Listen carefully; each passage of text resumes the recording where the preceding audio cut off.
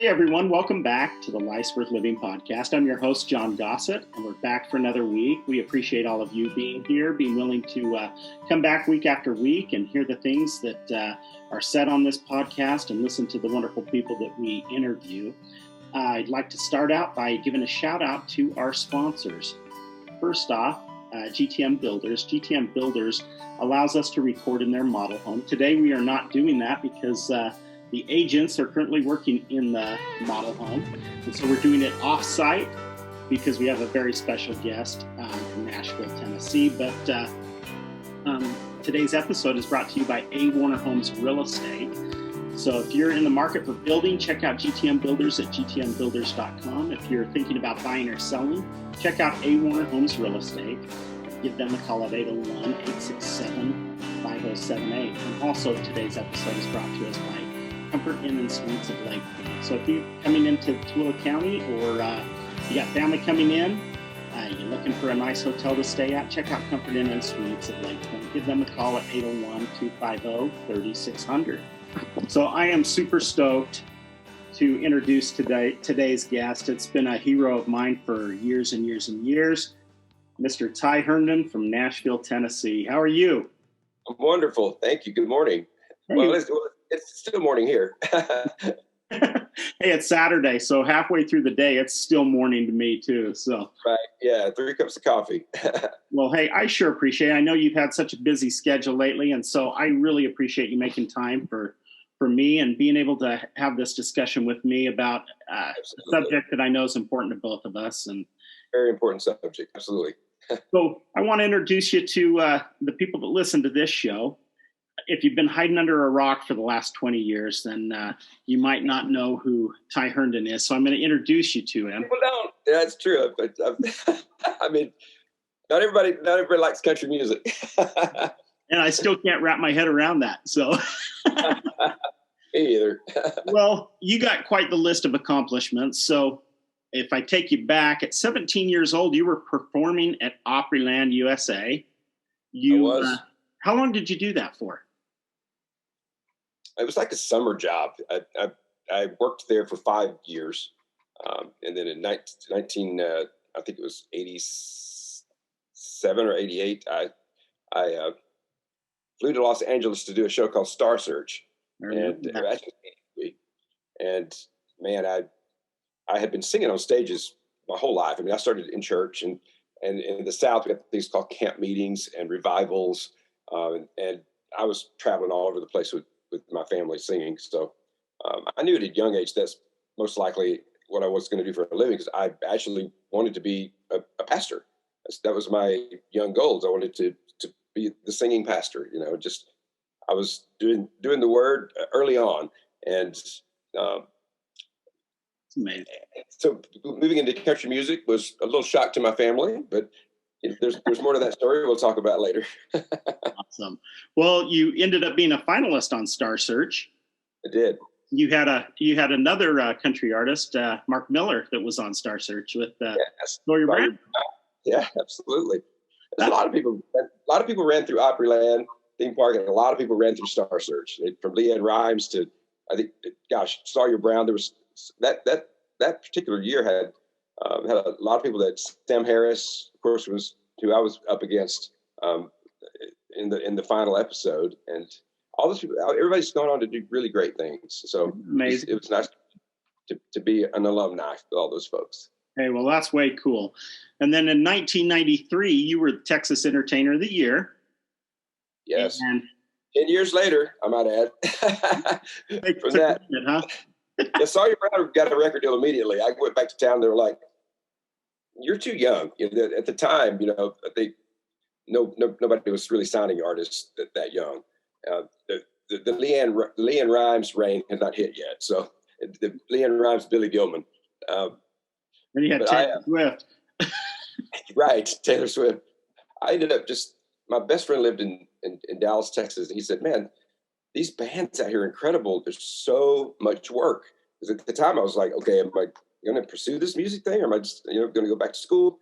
And I went out just for a week and hung out and just fell in love with the Texas scene, and put a band together here in Nashville, rented a Ryder truck, a rider rental truck. Say that 3 times, and headed out west. And that's how we got our name. We didn't have a name, so we were Rider West, and got in trouble for that. Rider trucks did not like that, so we became Ride the West. That was the name of my first band, and it became very clear from the first week we played that people liked us, and all of a sudden we were going out for a month at a time. Well, the Nashville guys were like, we're Nashville guys. So I moved to Dallas, put a band together locally, and for the next 5 years, we took over the scene. I was making plenty of money. It was great. I actually had stopped pursuing a recording contract because I was like, well, I can just do this. And I am a big fish in a small pond kind of thing. But in my heart of hearts, I knew that I was just telling lies I told myself I'm glad I didn't believe, which is a song. It so randomly happened. I was playing at a bar called the Country Connection. And no, it was Midnight Rodeo. Okay. That's right, Midnight Rodeo. And some people from Sony had heard about me. They came into town. I didn't even know they were there. I mean, we were just cutting up being silly. That's probably why they liked us. But Margie Hunt walked up to me after that show. She goes, I'm Margie Hunt from Sony Records in Nashville. She goes, would you be interested in flying down and talking to some folks? And I just thought she was kidding. I said, do you have a card? And knowing her the way I do now, that's still a joke between us. She goes, hey, you got a card? And, I went to Nashville the next week, actually. And I wasn't prepared to sing anything. I just thought I was going for a meeting. And so I walked into a room full of 12 people in a board meeting type situation and introduced myself, said hi. And I thought I was going to sit down. And then the president of the label at the time said, don't sit down. Are you prepared to sing something for us?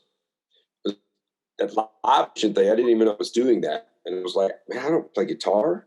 I said, I could just sing something a cappella. They said, okay. So these 12 stone cold looking straight at me, there was no warmth in the room. I think they do that on purpose. I know they do. I just went into a gospel hymn, man. I went into, then sings my soul, my Savior God to thee. And Penn didn't say anything. He said, you know something country? And I said, sure. So I did a little bit of Jack Green's There Goes My Everything, which was a song I had sang on that Grand Ole Opry when I was 17. And they said, okay, thank you. Thanks for coming in. Not a word. Oh, hi, Mom. And I didn't hear anything for like 3 weeks. I thought, well, that was fun. Typical, they hated me. And on that third week, I got a call from a man named Doug Johnson. He said, would you be willing to fly back down to Nashville? We want to offer you a recording contract. There's a long pause. I said, okay. I said, you're the same Doug I met 3 weeks back? And I remember clearly saying to this came out of my mouth. Well, what took you so long to call? That's awesome. Man. And I went and it was 6 months later, I had my first #1 record, which was What Mattered Most. I was going to say, that was 95. You had your first #1, What Mattered Most. So for those people that were living under a rock, you mind busting out like a chorus for me? Oh, gosh. Which version? Either one. On his 5th birthday, we at the shows now, I do it both ways, but I'm not going to sing the whole song. But for nostalgia's sake, it's her eyes are blue, her hair was long, 64. She was born in Baton Rouge. Her favorite song was In My Life. I memorized her every move. I knew her books, her car clothes, but I paid no attention to what mattered most. I can tell this early. I've got my baritone voice on. There you go. Well, so after What Mattered Most, you went on to have a total of like 3 #1s, tons of Four. Hello. Four. You gotta update your website, man. That's always a joke. I love doing that to you guys because there was a chart called Gavin back in those days, and I had a #1 record on Gavin with a song called "I Need to Be Loved Too Much," but it went to #2 on Billboard. So they only count Billboard, really, truly. So there's 4. I had 4 #1s. 4 #1s. You had a ton of #2. and you've had a career that spanned over 20 years. You've had 20 Billboard charted singles. Yeah. You had a Grammy nomination. You were a recipient of a Dove Award. You busted out and sold over 5 million albums. It's hard to do today, unless you're Taylor Swift. That is amazing. And then in 2014, you were the first major country artist to come out as gay. And you founded the first of its kind, the Concert for Love and Acceptance, to bring attention to at-risk youth. That's pretty awesome, man. That's a pretty cool deal. Most important thing that you said in all that is the thing that we have in common: at-risk youth. Yeah, absolutely. And I would back up and tell you. So I've been a huge fan since the beginning, and you've come to my hometown, to Tooele, Utah, a number of times. I love Tooele, Utah. In fact, when we talked on the phone, everybody. Yeah, we've got really good friends in common that connected us, Jack and Kathy Bell, and yes, they made that connection. People, they love you to death and think the world of you. In fact, I remember being at one concert that I think I went to every one that you came to here, but I went to one concert, I think, where the mayor gave you the key to the city. And I wish I could turn the computer around. Is over there. And he referred to you as Tooele's adopted son. So, I mean, that's listen, I've lived here a long time. After this pandemic's over, the adopted son needs to come home. I need to come back and do a show. Well, I'm going to work on it. We got a new mayor now, and actually somebody that's over the concerts now that's a little different. But you know what? I'm going to hook it up. I'm going to make sure that happens. But power of the people. That's right. But you know what? I have to tell you, as a straight man, everything I learned about love came from your music. I mean, if you want to back that up, Ty, I mean, you got songs that kind of talk about your first crush, your young love, like your first #1 hit. You've got songs that talk about when you're going through those struggling first married years, Hands of a Working Man, right? And all the way to the end with a man holding on to a woman letting go. Oh, it's one of my favorites. Oh, and I was going to say, and in summary, one of my favorite ones was I'd Move Heaven and Earth. What a cool song. So I can tell you a little secret about that song if you'd like to hear it. I love it. Fans over here will be happy to hear this too, but we're working on a brand new original album that will be out. It was supposed to be out this year, but the pandemic happened. So we opted to, my Christmas album is 20 years old this year. So we opted to re-gift it. And that's the name of the CD's Regifted, with a gorgeous new song with Kristen Chenoweth and I. You know, Utah loves Kristen. She's another golden girl in that state. But after this original album, we're doing another concept album called The Missed Hits. And Heaven and Earth was definitely one of those. We actually shipped that song to country radio, and right before it was the ad date, as we call it, the record label shifted to a song called Steam. And people remember Steam. That was a pretty big fun song. But Heaven and Earth has a place in my heart because I feel like it should have been the song of the year, man. It's such a cool song. Anyhow, I just wanted to tell you that little side note. You'll see that again on a new version of it. So, oh, I can't wait, man. That's one of my faves. Totally on that. So, you know, you've had this amazing career, and like you said, the most important work is the work that you're doing now. Right. And you know, your music's become so much more authentic, and I loved every bit of it. But I mean, the stuff that you're singing about now comes from your heart, head to toe.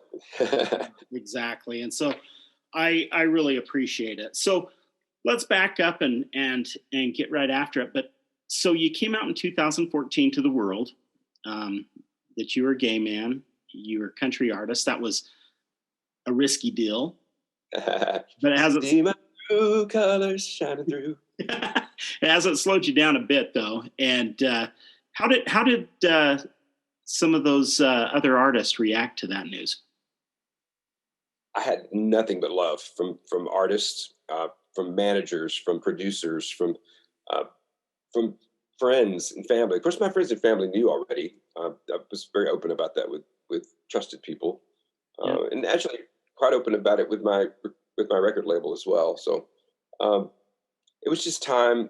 Everything was bright and shiny and wonderful in my life, except for that little black shadow in the corner that was jabbing me in the side, because I knew that the music that I was making at the time, it was just something missing.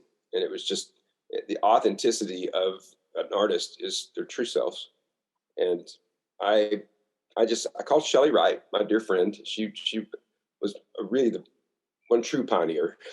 She came out 7 years earlier. I remember. Yeah, and she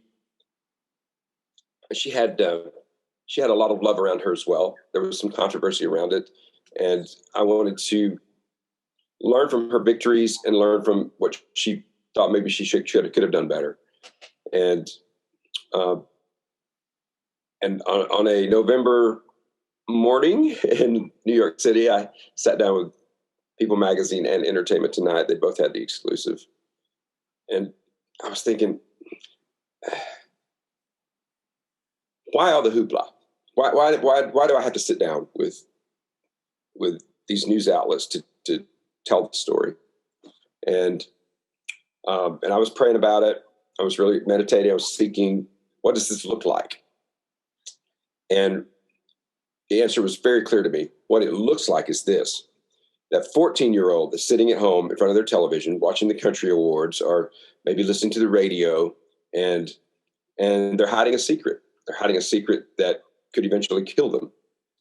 And they need some true examples in my genre of music.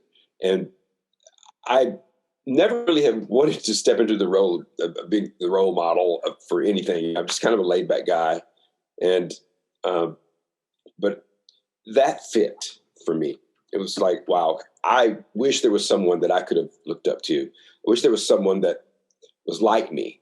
I mean, I'm just a little country boy from Alabama working on, my grandpa's pig farm. So a lot of this DNA, a lot of the wonderful thing about me that makes me gay was it didn't seem to fit at the time, hunting and fishing and doing all this stuff. And I was like, at an early age, I remember thinking, this is a mistake. This is a mistake that I feel this will go away. And I spent years trying to make it go away. And also during that time, having a great mom, grandma, father, family, great godly people, having great examples of love in the church. The church never really damaged me. I was doing enough damage to myself. And that pattern continued well into my adulthood, to addiction, to all kind of things that I was trying to feel that void instead of loving that void. It didn't need to be filled. It didn't need to be taken away. It was so authentically who I was. And if I had someone tell me that at an early age, I might have taken a few different paths. But but you know what? My life is still perfectly as it's supposed to be. Those paths were taken because I was supposed to take them. And I've said that today about this pandemic that is causing everyone so much pain. We'll get to that in a moment. Because I didn't do so well in the beginning with it, with all that. And we'll talk about that in a second. But the kids, for me, sitting there with Entertainment Tonight and People Magazine with my partner with me, he was on the sidelines being supportive. He doesn't like to be in front of the camera. And I was so calm that morning. All the work had been done, all the preparation. And I went for a run at 6 a.m. on the streets of New York. Got a little nervous, came back, got on the treadmill at the Hyatt Regency. I was like, higher power, God, thank you for this calmness this morning. And I knew exactly what I wanted to say and how I wanted to address it. And it was such a beautiful thing. My coming out that day, people ask me, what's the point in coming out? Well, if you're in the spotlight at all, the point to coming out is that it reaches that kid in Butler, Alabama, or that kid in Tooele, Utah, that needs to see you, and needs to know you're well, and needs to know that you're living a prosperous and wonderful life, and that they can do the same thing. And if it's not the family that they're born with, there's a family to be found, and to make sure that these kids know that and it gets to them. So that was my purpose in coming out, really. And then and to make everything right in my bones, and just so that I felt whole. And you can do that by telling one person. You don't have to tell the world. You're just someone that knows you and can support you and loves you. And trust. Love is a wonderful word. It is. Love is a big word, and love is the lifesaver. Love is the one thing that stops that kid from pulling a trigger or jumping off a bridge or taking a handful of pills. It's just, a kid that's got their whole life in front of them. Authentically who they are should never be a reason to take a life. And one of the great things, I know that you guys counsel with families as well, but just, we have some amazing parents that have lost their kids and how they wish they could change that story. And, and they're such soldiers to get to those parents that are going, hey, I don't love you. You're broken. Get out. Or church that says, I'm sorry, but you can't worship here. Man, and it's heartbreaking stuff to me.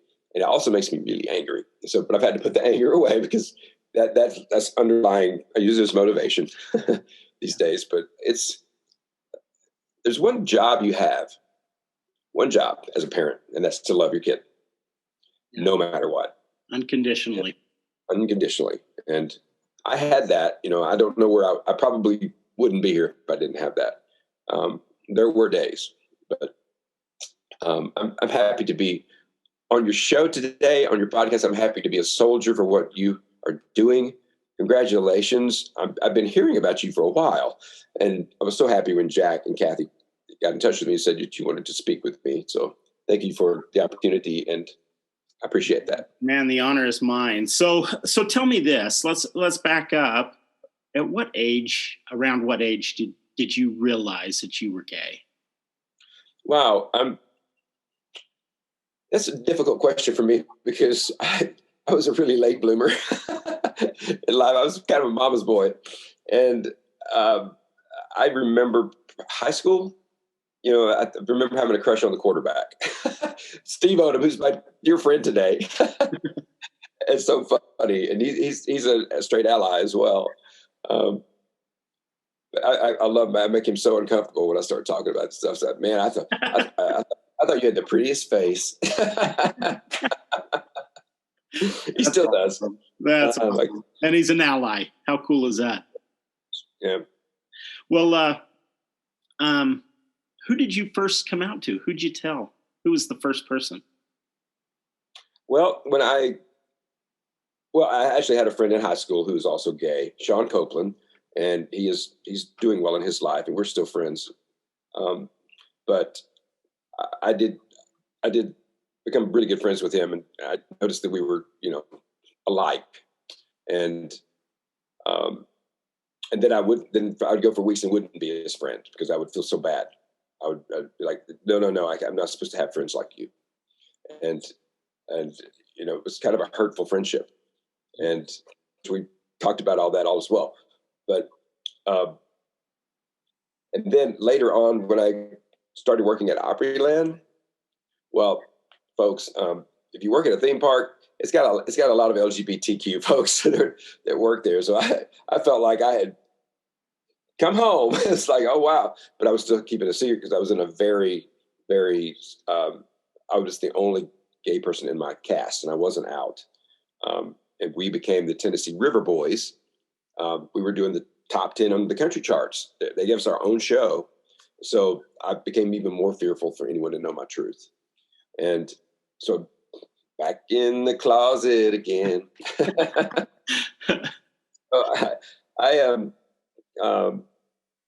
Around that time is when Star Search came calling, and I left the band, and Marty Rowe took my place, and they became Diamond Rio. Yeah, and so Diamond Rio's got the Utah connection. So Dan Truman, the keyboard player, is from Utah. Yes, dear man. Oh, he's awesome.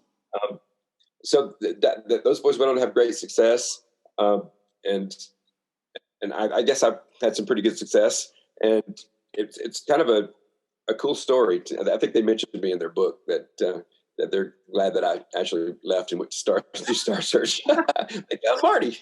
Oh man, well, we needed you as a solo artist anyway, right?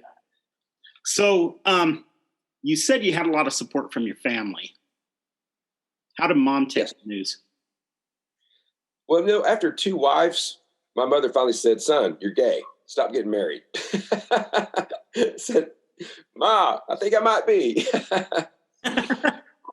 There's a thing about moms that they say moms always know, but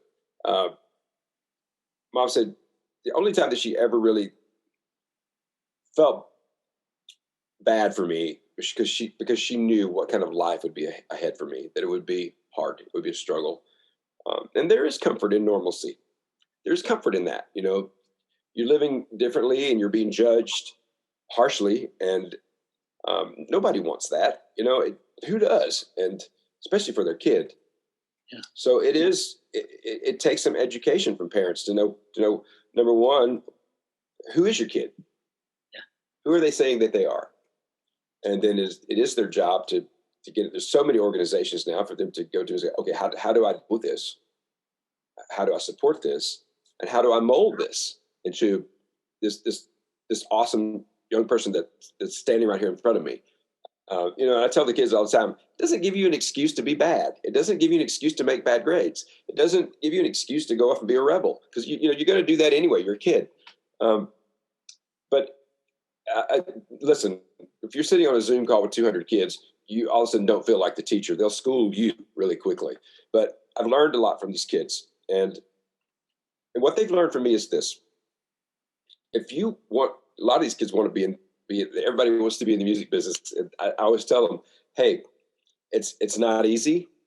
It's a very difficult job. But if it's in you, like it's in me, it's a part of my DNA, just like being gay is, just like being a man is. If Mom, excuse me a second, I'm not gonna. You're good. Mention her name and she calls. And I love that she's so timely. The thing that I tell these kids that the one thing that I can put into their brains is this: if you want to be a musician, if you want to be a nurse, if you want to be a lawyer, then you can't bust in the room and go, "Hey, everybody, I'm gay. I'm going to do this." No, you bust into the room and go, "You've done your work. If you want to be a songwriter, study songwriting. Who are your legends? Who do you really love their style?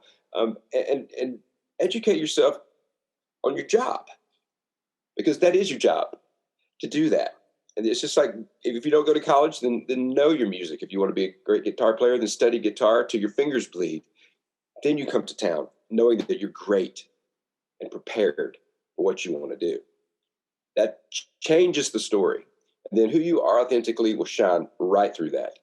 And I love seeing their faces light up sometimes, and they just like, "Oh, you don't just come to town and start singing." I said, a lot of people do. It doesn't work out for them usually, but you have to have that edge, and that edge is being educated and being great at what you want to do. Yeah, background doesn't matter. You just need to be the best when you be prepared. That's awesome. Yes, absolutely. So the one thing that we know statistically is that for these young kids that don't have that family support, yeah, they're dying at about 8.5 times the rate of other LGBT kids because not having that support at home. So you were very blessed to have family in your corner supporting you all the way through. So yes. So what a cool thing that is. Oops, there he is. You froze up for a second. You're back. No, I says what a blessing that is that you had that support group at home and people in your corner. I praise God for that. Really, I do. Just my grandmother had a great quote. And when you say people can't change, yes, they can. They can change at any age. The heart is forever young, really. You were always young at heart. Uh, she had two sayings. She always used to say, if you put 1,000 hearts on the table, there they are. Can you go and pick out black, white, gay, straight? No, there are 1,000 hearts. That's it. And I love that about my grandmother. She always say this too. She's like, look, you've been taught great things about God. And there's a thing in that, teaching great, loving things about God. Not this awful, powerful, God's going to strike you down for being gay. I never heard that. From a traveling evangelist one time I did. Yeah, and he looked right at me. I'm like, how do you know? But I love when my grandmother said this to me. She said, look, we've all got cracks in our foundation. All of us. She goes, if that's a crack in your foundation, then I feel pretty sure God has a caulking gun. That's the truth. That's the truth. You know, we're all. I challenge his caulking gun all the time. I'm sure I do.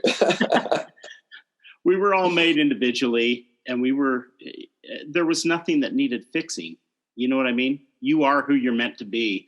And I think that takes a while to maybe come to grips with and to be okay with. There's a responsibility to being the best that you can be. Because even today, I strive to be better and better just by educating myself as much as possible. And listen, I'm one of those kids in school who made C's. I don't like to read, but sometimes I sit down at the computer and I know that I need to. And I need to study my life, my craft. And, there are great kids. There are troubled kids. There's rotten kids out there. And, and at some point it becomes the responsibility of yourself to say, I want to do better. I want to be better. I want to be okay. And that starts with love and support. And you know what? When you're 14 years old, you're not going to think that way. That's an adult way of thinking.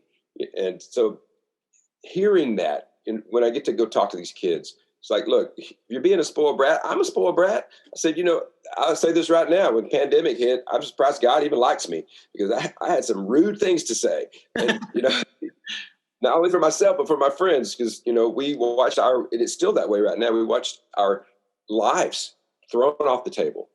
We watched 147 tour dates go away, a documentary, the book, new album, 5 years of work, something. And I wasn't the only one.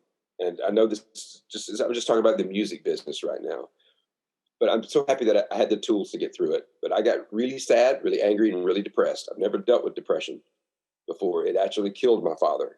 So I thought that skipped me. But something happened that was out of my control, and there was no one to blame.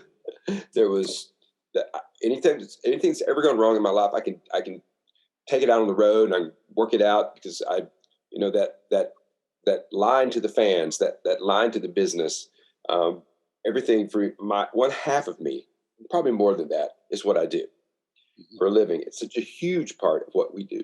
And I've talked to a bunch of artists, and won't mention names, but one very successful artist said, I didn't leave my bedroom for 3 months. The fear around that. And I had that same fear. I mean, I didn't know it at the time, but I'd sold the house that I was living in because I found out it had black mold. And all last year I was really sick. I couldn't get well. I kept going to the doctor and it's like, well, there's all these tests, nothing's wrong. And so when pandemic hit, right after a devastating tornado in our neighborhood, it's still not cleaned up all the way. But Nashville, don't take that wrong. You're doing a great job. Everybody pitching in it's getting cleaned up. This pandemic hits, and I'm circling back to the kids because they saved me. I was not well. I went into it not well, and then all of a sudden, this guy who needs to be around people. I'm very social, and I'm also very claustrophobic. I was a condo I was living at the time. And it was 800 square feet. And all of a sudden, I'm not well. My doctor's saying if I get this COVID-19 thing at where my system was, that I wouldn't make it. So that fear was planted. And so I'm stuck in this place. And my partner is, because I can't be around people, we couldn't even be around each other.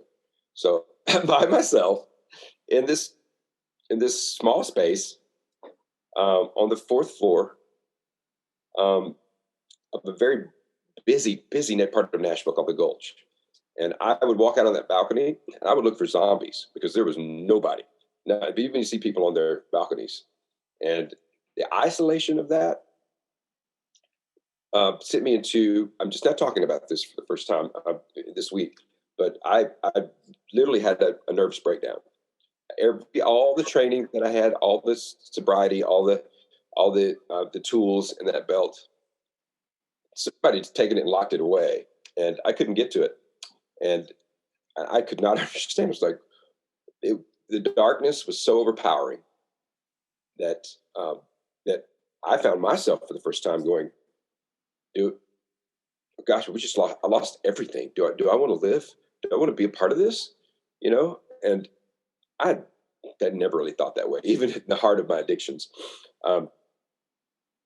And I understand now that it lasted for about 6 weeks. I understand it was a place. I always like to say this, really? More lessons? I'm kind of tired. And I really had to, I actually got my therapist from Cumberland Heights. She's been retired for some time now, but she was so gracious to work with me. And, I made the phone call. I got up out of the corner. My mother even called one morning at 6 a.m. and my mother sleeps late. She's not a 6 a.m.er. And she said, I found a place on Facebook that I can sell your platform. She goes, how much do you want for it? I said, what? She said, yeah, there's a place that I can sell anything. So let's sell your platform. You're obviously not using it. So how much do you want for it? We'll make you some money. I said, Mom, you're being silly. She goes, no, I'm not being silly. She goes, I'm your mother. I brought you into this earth. Basically, I can take you out. She goes, you need to get up. You need to get up and make some phone calls and start helping others like you know to do. And this is just ridiculous. And then she hung up on me. And mother's never hung up on me before. And it took that was the first voice. And then I started thinking, these kids, what must they be going through right now? I mean, it was the most selfish breakdown. I think I was just so caught in self-pity and what I'd lost, because I'd worked so hard for it, anyway, I'm a crybaby. But legitimate fear, and I do understand that after working through it. I had every right to feel the way I did, but being me, and I found I wasn't alone with that after talking to some artists. Everybody has some really weird behaviors. They cut off our arm. This pandemic. There's no they. Whatever this was, whatever it was, I call it demon from hell. Just took our well-being, and it took some work to get out of it. But I'm good. I'm good today. I'm really good today. There's going to be some songs about it. All the artists are probably going to have whole albums about the pandemic now. Just coming in 2021. But I started my friends at the LGBTQ Center in Los Angeles. I got to be on a Zoom call with 200 kids, and I was on social media for 4 months. I mean, I disappeared, and that gave me the opportunity to go back and talk to the fans for a minute and just say, hey, I'm okay. I wasn't well. There's more to the story. But getting to sit down, I think for about 3 weeks I did this, and I've got some more coming up. But hearing those kids' stories, and they started encouraging me. Like, oh man, dude, we get it. It's just like, wow. And as quick as I fell down, I got back up, man. It was just like, you guys are amazing. So the reason I bring all that up is this: there is healing in healing. There is tremendous amount of love in being loved. Yeah. And I'm trying to not to get emotional about this today.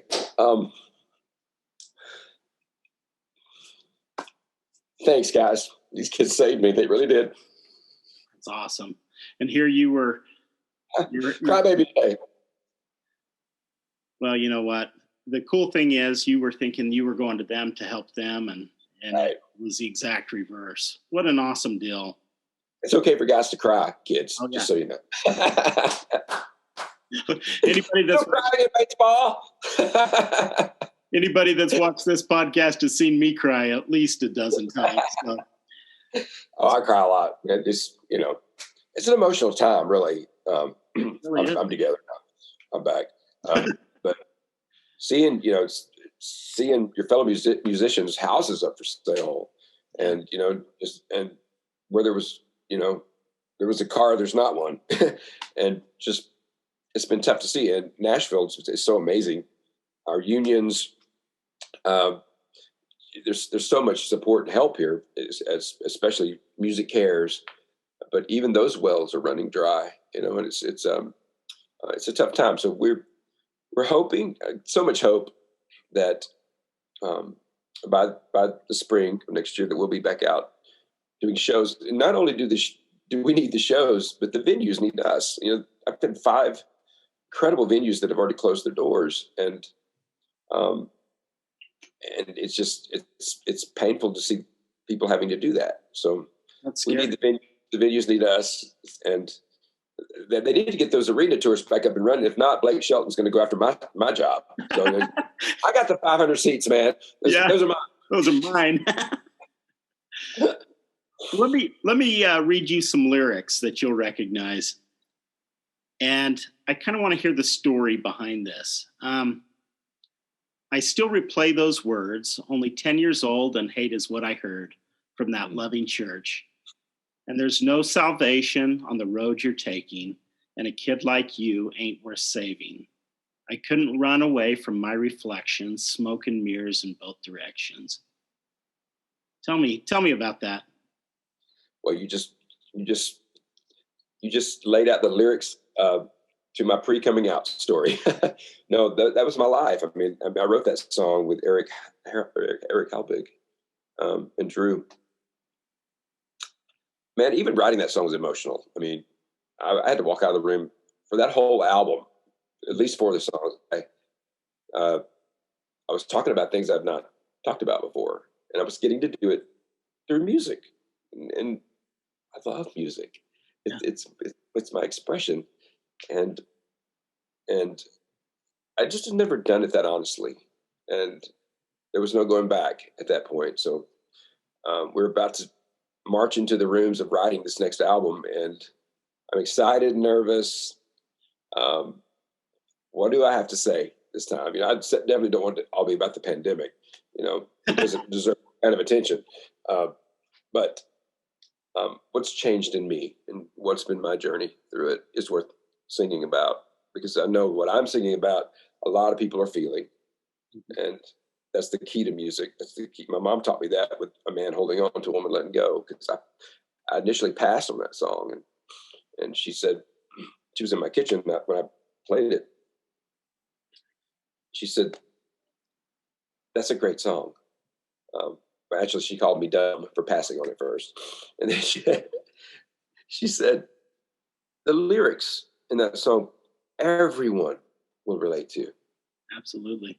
So I learned in an instant from my mom, who's actually pretty badass singer herself. I learned from my mom how to listen to music. I wasn't writing at the time. I learned how to listen, and it's all about authenticity and singing about things that have happened to you that you know about, even picking songs that you didn't write. So in those lyrics, I can feel the pain. I can feel the heartbreak. So let me ask you, with those lyrics in mind, why do the words we use and the language we choose matter? That's a great question. One word can change your path. If it's something you hear and you believe. Lies I told myself, I'm glad I didn't believe.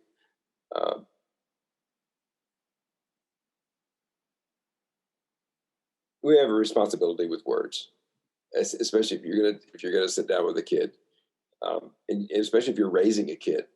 I'm not a dad, but I've got a lot of adopted kids. I had a bunch of little nieces and nephews and first cousins having kids that are growing and married now, but those kids have been like my kids, and it's been good for them to see my journey. I'm so proud of that. They were kids when I, first time I got arrested. It's only been once, but they were living through that stuff, and to be an example that you can get through anything. You're going to make mistakes, some bigger than others, but love and words really mattered to me over the years. Affirmation,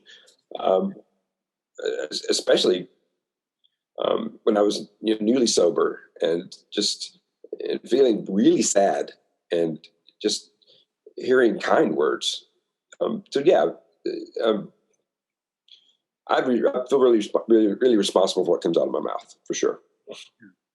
So, as a religious community, because that House on Fire talks about religion and how it can make you feel like a misfit, right? What can we do as religious communities? I'm not picking anyone out, but just as religious communities, what can we do to better embrace our LGBTQ population community? The number one thing you can do as any church is to educate yourself. Take a step back. There's a lot of reading materials. You have a great organization in Utah called InCircle, which I've done work with. Those people, there's books. Stephanie and I grew up together. Oh, okay. Yeah. I love InCircle. And Steve and Barb Young are good friends of mine. And that's what brought me the first time to InCircle. But I see real grown-up, smart people doing what they do best. And that's all around love and changing the way things are done, changing the words that are used, changing the hearts that need to be changed. And I'm not an expert on how religions and church, I'm not an expert on their materials, but the materials are important.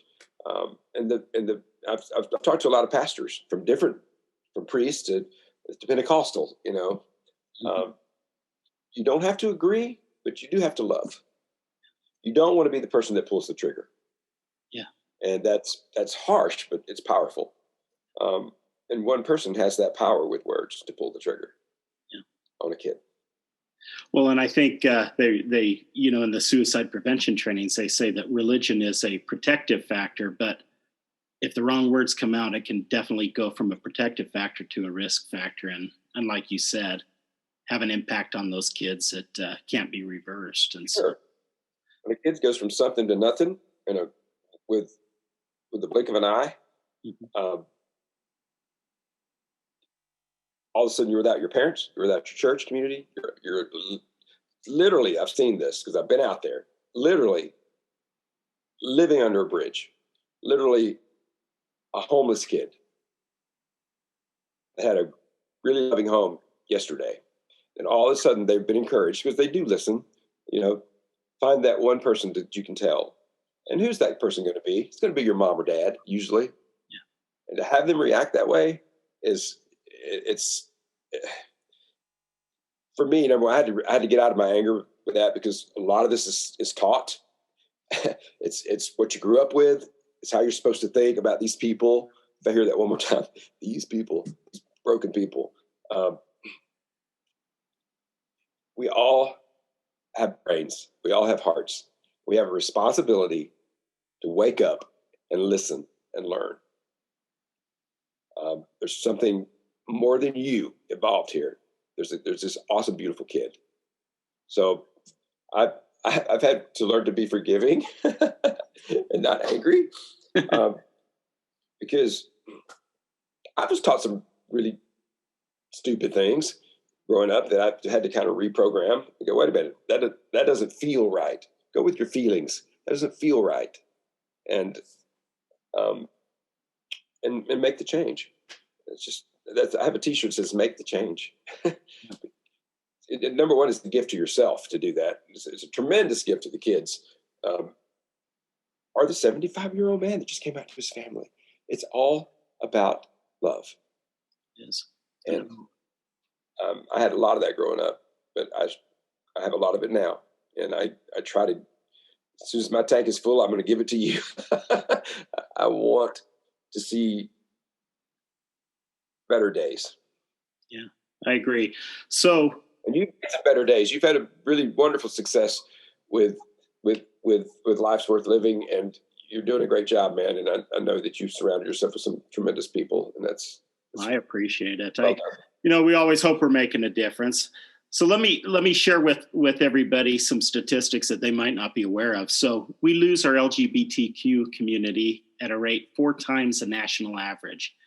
In the last 12 months, 40% of our LGBTQ youth have considered suicide, seriously considered suicide, almost half.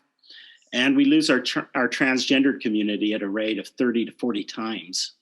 So, Ty, what do you think the biggest misconception is from the general public about this community? What do you think? Sorry for this quickle there. My phone fell. I'm filming this for my my socials as well. Once you put it out there, of course, I just wanted to have it. But I was going to let people see what you look like. But then I dropped the phone. Anyhow, misconceptions that because that person is so different, you automatically just need to dislike them because it might not be something you agree with. Therefore, that person is please don't be around me. I'm going to be really honest with you. I didn't know a lot about the trans community, even after I was out. And I always tell the kids when I'm talking to them, like, you guys, you keep giving me new terms. It's going to be, instead of LGBTQ, it's going to be a whole alphabet for long, you know? And there's one little smart aleck over here goes, just call it queer. I'm like, you got to understand, when I was growing up, that's a really bad word. And to them, it's not, you know, it's just, it's an accepting word. I said it in front of my mom that I was talking on the phone. She goes, you can't use that word. I said, oh no, Mom, I forgot to say it's a good word now. Words, back to words. Words matter. I wasn't fearful of a trans person. I wasn't fearful of a cross-dressing person. I just didn't understand how to have a conversation about it. And so I had to go educate myself, and I had great friends to do that because I wanted to know what's important to a trans person, what's important to a queer kid, and just to be able to relate. And what I found out was just be yourself, dude. Hey, what's up? You know, and I think that's probably the same feeling that everybody has. You know, those people that are maybe interested in becoming an ally are afraid that maybe what they'll say will be offensive, or that they're going to hurt somebody in the process by just not knowing. And it sounds like even being a part of the community that still is learning other groups, you have to go through that same thing. I think as human beings, when we're trying to learn something, we're always going to say the wrong thing. But the point is this: as long as that person knows you're trying, it's important. And I think that's true. So let me read you a couple of more lyrics that you probably have heard before. Sometimes in the moment of your weakness, when you're on the edge of giving in, you hold your heart before it falls to pieces. Journey on. Journey on, hold your head above the water. Journey on, you can weather out this storm. Journey on, there's a better day coming, a better world than you have ever known. So with that, what would you tell these kids that are within that group that maybe feel like no one would miss them if they were gone? What would you tell that the kid that thinks the world would be better off without them? Well, for me, I do a lot of things through humor, and for me, when things get that heavy, I always do this. I was like, look, I said, anybody ever seen Dory? You ever seen? Just keep swimming, swimming, swimming. Just keep swimming, swimming, swimming. Keep going. Keep swimming. Because tomorrow, 10 minutes from now, something will look different. And I always say this too, it's important to find a friend group, to find the community center, to find the support groups, because on those awful, horrible days, you feel like that no one loves you and you're just a mistake, you don't want to be here. You're wrong. I love you. There's so many people that love you, and there's so many of you out there. There's so many people that are just like you out there. You're not alone. And I know for those kids in the small towns that they're 14 and 15 years old, sometimes they're not a community center. Sometimes and you're kind of just stuck with your family, and that's why we have these amazing, I think we need to step it up on getting the 1-800, even with the Trevor Project, just a phone number. Most of these kids have cell phones, that there's someone to talk to, and an emergency phone number. And we put them on cards at my show now. That was something we just started doing. But they're great organizations that are not visible enough. That's the thing. We were talking about what are we going to do different with the Foundation for Love and Acceptance, because we just launched that, and we have some big plans for that. They're kind of put on hold right now, but being more visible is really necessary. And I thought to myself the other day, with all this, and we're not going to get political here, but turning on the news today, it's just like, it's just, if we could get 1% of the I'll say press for these kids to see that the crap that's on TV every day, it's important to spread that love. So with all that said, if you're a kid out there watching, and you're watching this, that's amazing. Mom, she just agreed. That's amazing. I'm going to Mom's as soon as we're done. She's probably going, where are you? So that's amazing that you're watching. And know this, you are perfect. You're brought into this world perfect. And there's so many people that love you. I love you. This fella right here, John, loves you. We do this on a daily basis pretty much so that you can have the most wonderful life. And I just I keep going back to this. I wish that someone had been in my ear saying some of those things when I was a kid. So absolutely, happily my job. So I think you've written the soundtrack for suicide prevention. I think you've got a song that's an anthem of hope, one of my favorite songs that you've done. And I'm just going to read 4 lines of it. I found at the moment I got nothing left. It's when I got to take just one more step. If I don't, I won't see the victory that's going to come next. That song is powerful. Thank you, man. That's Fighter. Yeah. Amazing song. Amazing song. Kristen Chenoweth says, I wish I'd written it. That was from the pen of Andy Bosco. But I heard it, and it was on a day that it saved me. And I knew I had to record it. And I get, probably for Journey On and Fighter, have been my most downloaded songs since the greatest hits kind of thing. Well, I'll tell you, it's a song. It's that preacher. Yeah. I'm sorry. It's that 12-year-old little kid who wanted to be a preacher. I get to do that through lyrics and song.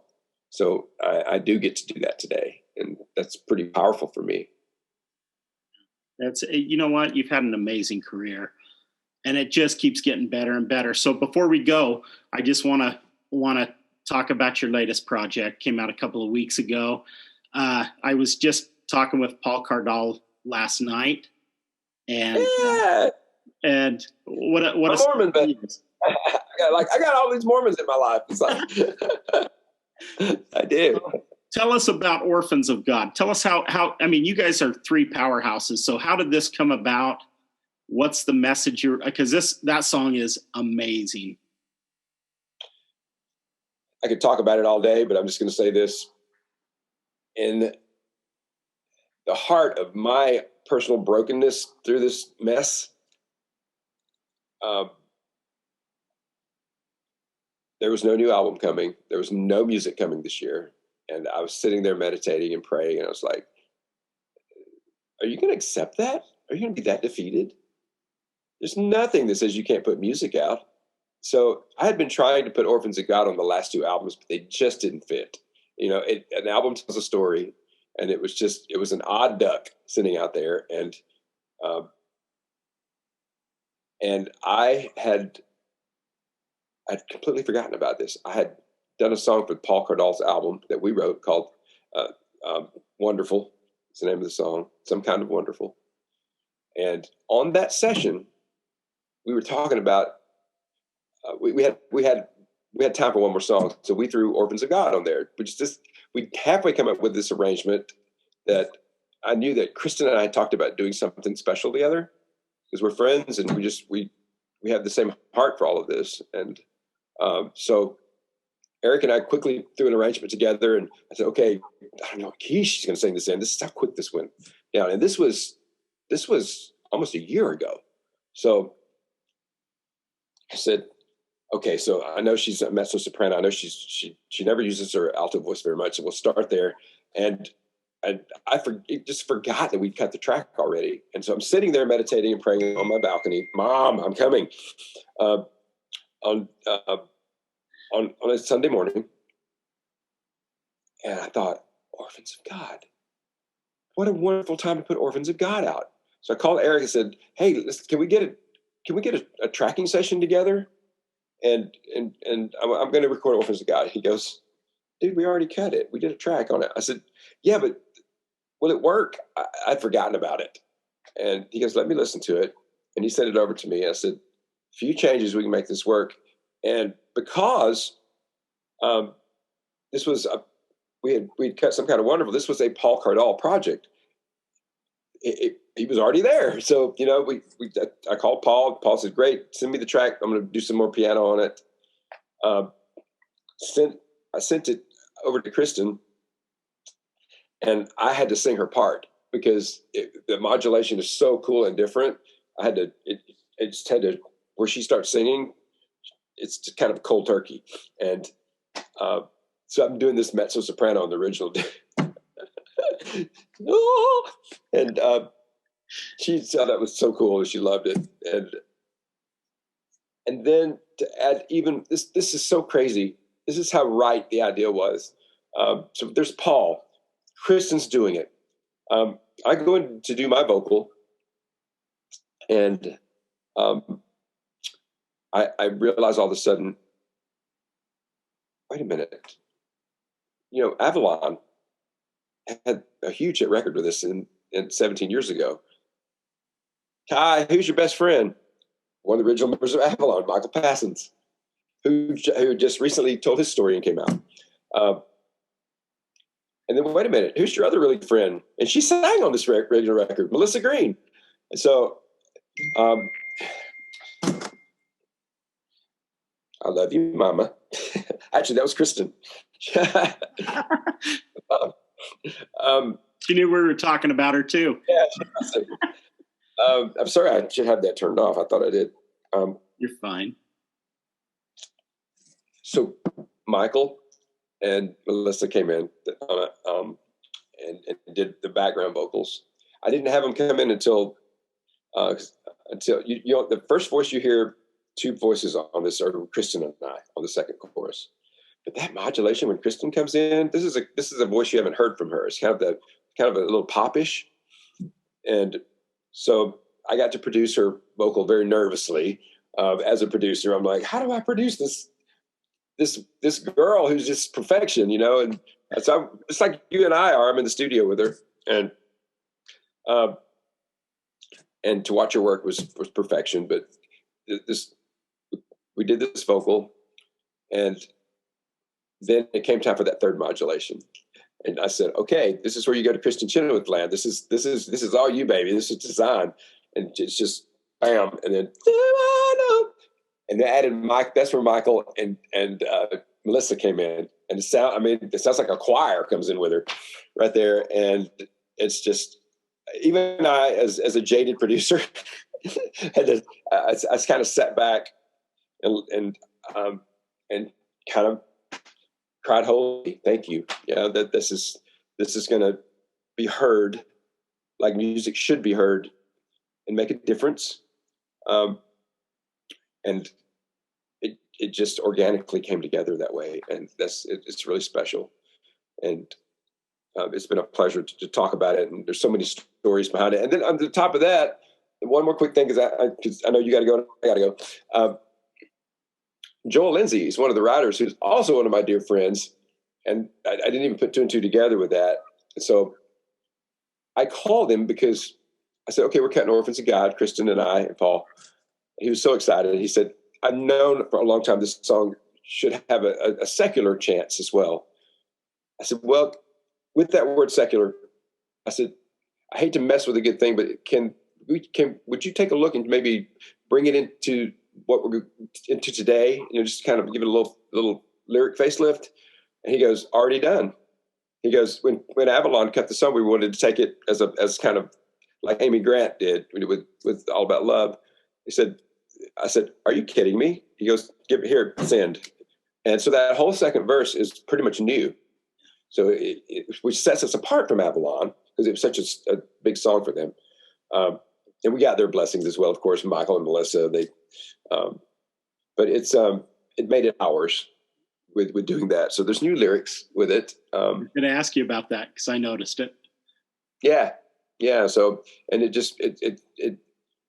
don't be offended by this. It's less churchy and just more for that, for a kid to know that they're not alone. I like it way better. I love the word choices in it. And I'm going to put a link to that in the show notes so that people can access that. Go on and download it. I've already downloaded it. It's not my Christmas album. It's not a Christmas song, but it's about celebrating God and love. And and my Christmas album is 20 years old this year. So don't tell me I'm not going to put out new music, because I went in and remastered it and gave it a little facelift. And I'll quote Kristen here. She goes, I was just going to listen to one or two songs off that Christmas record. She goes, but every time I thought you were going to the right, you went to the left. You made it so interesting. I said, it was a very interesting Christmas rap that wasn't really heard. So there's product out this year, and it's good. When's the rest of that album going to release? Black Friday. Nice. Yeah. But you can go on and pre-order it, I think, on Apple. Yes, you can. So you can. Yeah. Well, Ty, I can't tell you how much I appreciate you taking some time and hanging with me this morning. I know we tried for a little bit, and today was the right day for it. So, man, got our wires crossed. I really appreciate. I hurt my back yesterday. I'm sorry, y'all. I'm squiggling around like an old man sitting in this chair. Here we go. Yeah, I got to get up. You're the best. Now, I want to mention to the people that are listening, if you're in a spot where you're having feelings that are scaring you, if you're feeling like maybe the world would be better without you in it, that's just simply not true. There are people out there that love you. Find that safe person. Find that person that you can connect with one-on-one. Tell them where you're coming from. There are so many people that want to support you and love you. But if you don't feel like you have that one person, reach out. Call the Lifeline. That number is 1-800-273-8255. Someone will answer that phone 24/7, 365 days, and be there for you and support you and give you the support you need. So find that person. And if you don't have that person, don't be afraid to call the Lifeline. That's what they're there for. We appreciate everyone coming back week after week. Man, this is a big deal for me to actually have one of my heroes on. So we're back at you now. Exactly. I appreciate you. And you know what? We want to give a shout out again to our sponsors, TTM Builders, A. Warner Homes Real Estate, and Comfort Inn and Suites in Lake Point. You know what? These are companies that haven't been afraid to put their name with mine and messages that are coming out. So We appreciate you. If you are just listening to this podcast for the first time, go in and subscribe, rate, and review it. We're putting out content once a week. Make sure that you're staying on track. We've got lots of good stuff coming. And, if this message hit home with you and you know somebody that might be a part of the LGBT community that needs to hear what Ty had to say, share it. Share it. That's the only way we get it out. So, again, thanks so much, guys. And we'll see you again next week. Thanks so much. Bye, John.